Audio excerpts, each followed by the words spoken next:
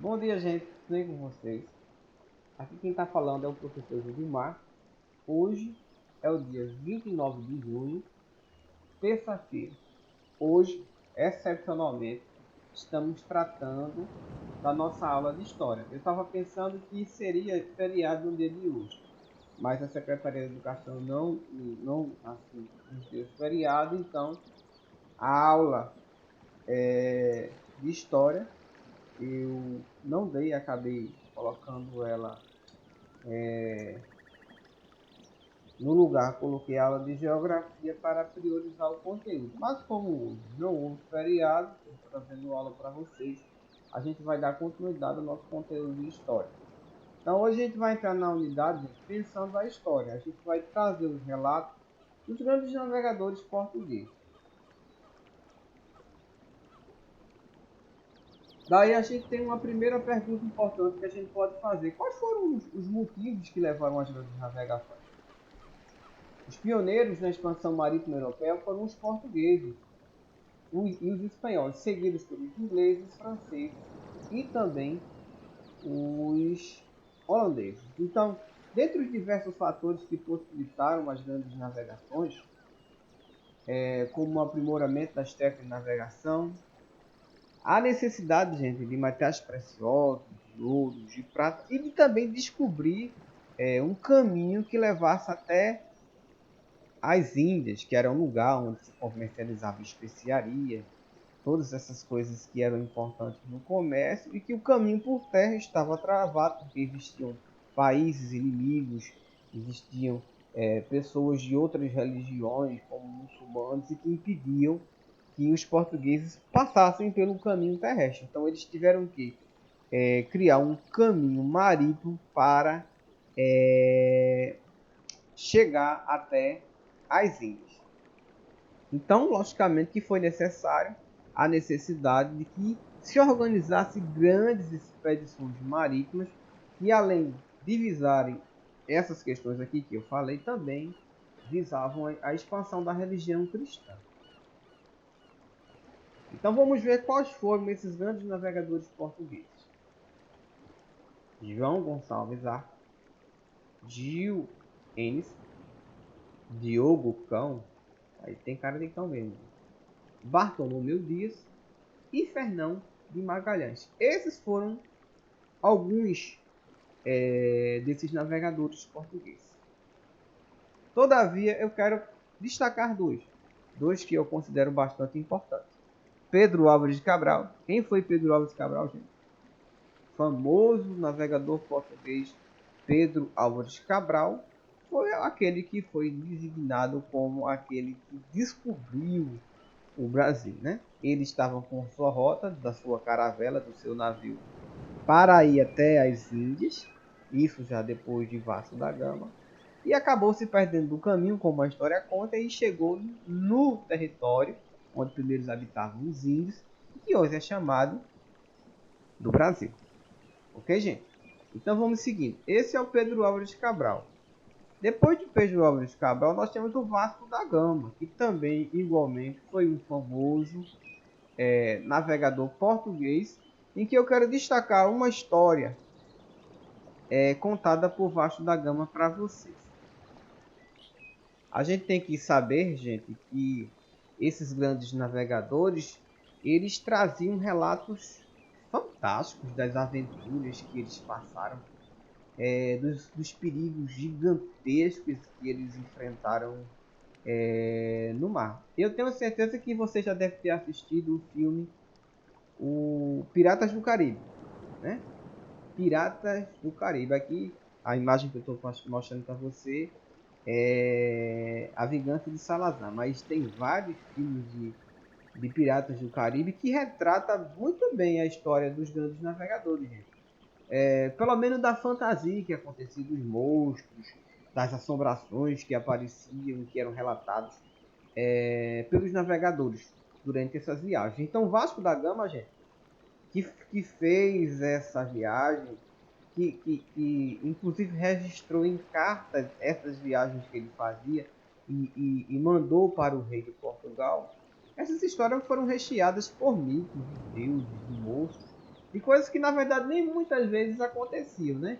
Mas como existia essa coisa, esse imaginário que as pessoas ficavam imaginando o que é que acontece nos mares, quais são os perigos, essas histórias acabaram sendo acrescentadas, né? As pessoas inventavam histórias de deuses, de monstros que aconteciam durante essas viagens. Então, uma dessas histórias, gente, desses relatos que foram imortalizados e que foram acrescentados de mito, ou seja, histórias inventadas, nós temos o chamado Adamastor, que foi imortalizado na obra Os Lusíades, de Luís de Comões. Ele foi um épico. O que é um épico? É uma história heróica que foge da realidade. Foi um épico português que contou o perigo das grandes navegações. Então pronto, gente, eu vou trazer aqui para vocês, né, essa história em que você vai conhecer esses mitos, essas lendas de deuses e de monstros que habitavam os mares. Veja bem.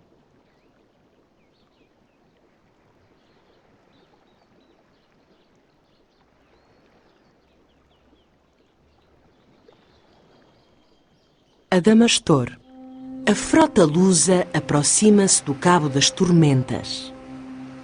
E tudo decorre sem sobressaltos, até que surge uma nuvem escura e densa. Os navegadores estão inquietos e Vasco da Gama apreensivo.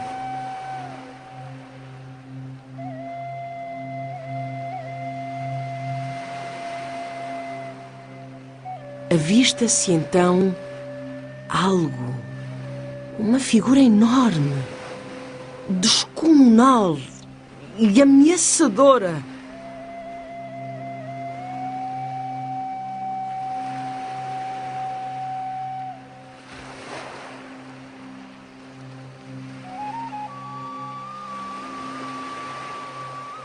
É gigantesco! Um gigante, um verdadeiro gigante. Escuro e sinistro. E como se o seu aspecto não fosse suficiente para assustar os navegadores, a sua voz é aterradora.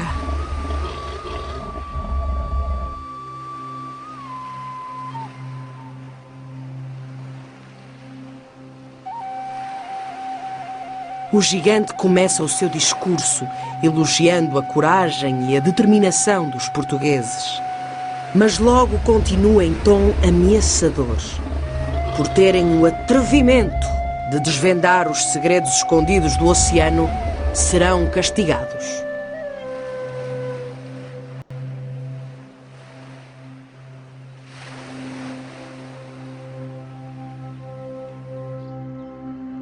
O Adamastor fala e, como um oráculo, anuncia o destino cruel que espera alguns dos navegadores que atravessarão os seus domínios. Tragédias, tormentas, mortes e naufrágios. As profecias são terríveis.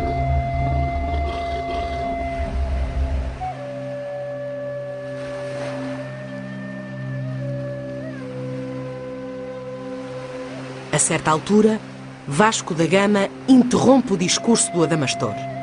Quer saber quem é aquele ser gigantesco e ameaçador.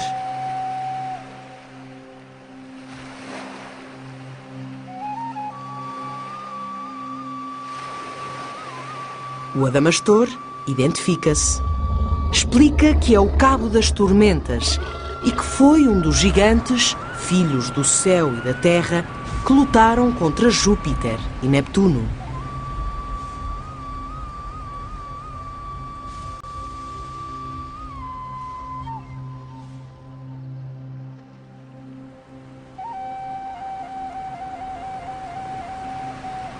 Continuando em tom triste e pesado, o Adamastor conta a sua história. A história de como se apaixonou por uma ninfa marinha, Tétis, e de como estava decidido a conquistá-la, mesmo sendo ele um ser horrendo e ela uma bela ninfa.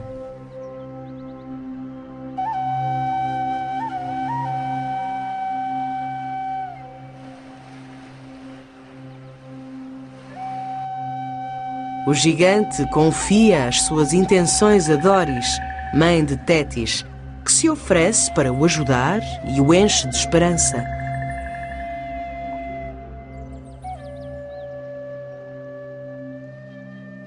Na noite do encontro combinado com Doris, Adamastor vê a ninfa ao longe, corre para ela, abraça e cobre-a de beijos.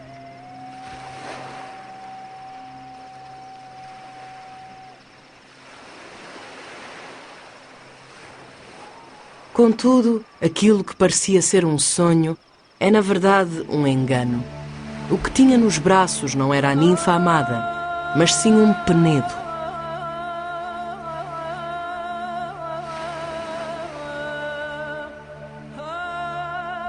Infeliz, humilhado e desgostoso, o Adamastor é ainda castigado pelos deuses que o transformam no Cabo das Tormentas.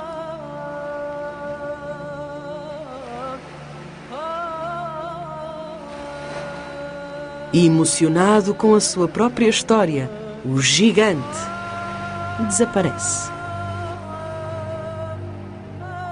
Vasco da Gama pede a Deus que impeça a concretização dos vaticínios do Adamastor.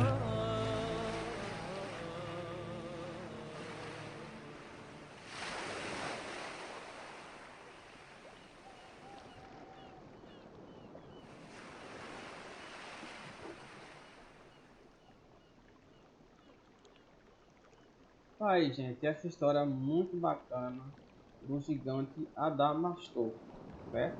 O que se viu para ilustrar o que esses grandes navegadores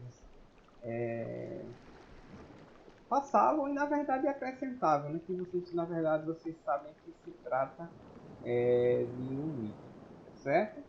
Então, baseado nessa nossa aulinha de hoje, nós temos uma lição de casa para vocês. Que lição é essa? Primeiro, você vai pausar o vídeo na parte que fala de Vasco da Gama e vai copiar no seu caderno a história do mesmo, em poucas linhas, em poucas linhas que estão lá.